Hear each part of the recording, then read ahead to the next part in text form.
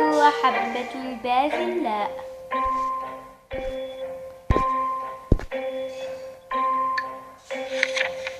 Il était une fois un prince qui désirait se marier avec une vraie princesse. C'est pourquoi il partit faire un long voyage pour en trouver une. Mais toutes les princesses qu'il rencontrait ne lui semblaient pas être de vraies princesses.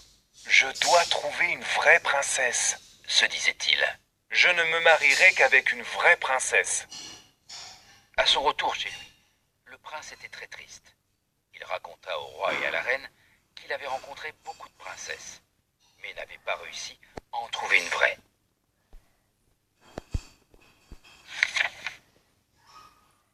Depuis si longtemps, je cherche la princesse de mes rêves, partout dans le monde. Jusqu'à présent, je n'ai pas aimé celle que j'ai rencontrée. Et si je ne trouvais jamais l'amour de ma vie? Si seulement le prince pouvait trouver une fiancée, j'aurais peut-être un peu plus d'amour et d'attention s'il était plus heureux.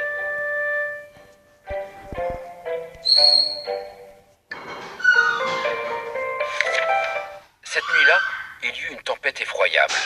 Le vent soufflait fort et la pluie tombait à verse. Les éclairs fulguraient et le tonnerre roulait. Mais le prince n'entendit rien de tout cela. Il s'était vite endormi dans son lit. Soudain, Qui cela peut-il être à cette heure de la nuit? s'étonna le roi, Et par une si terrible tempête. ajouta la reine. Le roi mit ses chaussons et alla ouvrir la porte. Il regarda au dehors pour voir qui cela pouvait bien être. Le temps était affreux. À la lueur d'un éclair, le roi aperçut une pauvre fille transie qui se tenait sur le seuil. Ses cheveux et ses habits dégoulinaient de pluie, et elle tremblait de froid. « Qui es-tu » demanda le roi. Je suis une vraie princesse. Répondit la fille.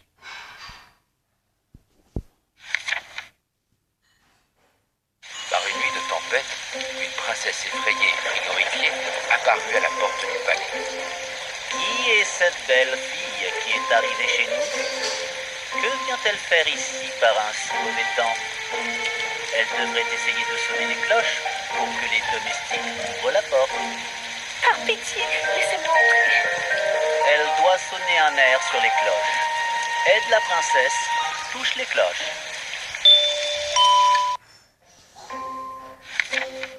Le roi fit entrer la princesse, et la reine lui dit qu'elle pouvait dormir dans la chambre d'amis pour la nuit. Reconnaissante, la princesse remercia le roi et la reine pour leur gentillesse.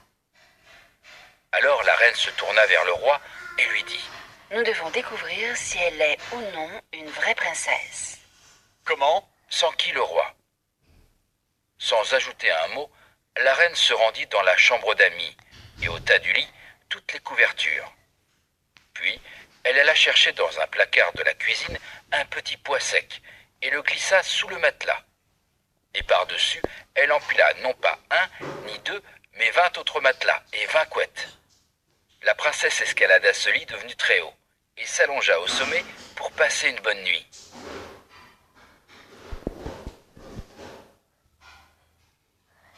Cette fille aux cheveux trempés et à la robe crasseuse n'a pas du tout l'air d'une princesse. Mais elle a été invitée à se reposer dans la plus belle chambre d'amis du palais. La princesse peut dormir ici cette nuit, mais je vais glisser un petit pois sous les matelas.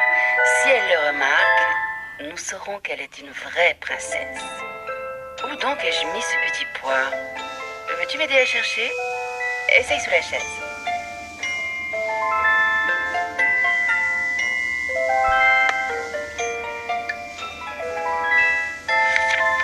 Le matin venu, le roi et la reine lui demandèrent si elle avait bien dormi, Je n'ai pas pu fermer l'œil de la nuit. répondit la princesse fatiguée. Il y avait quelque chose de dur dans le lit, et ce matin j'ai des bleus partout. La reine sourit en regardant le roi. Tu vois, seule une vraie princesse peut être aussi sensible. Le roi sourit à son tour et appela le prince. Enfin, le prince avait trouvé sa vraie princesse. Ils se marièrent et vécurent heureux pour toujours. Et le petit pois, il fut placé dans un musée, à la vue de tous.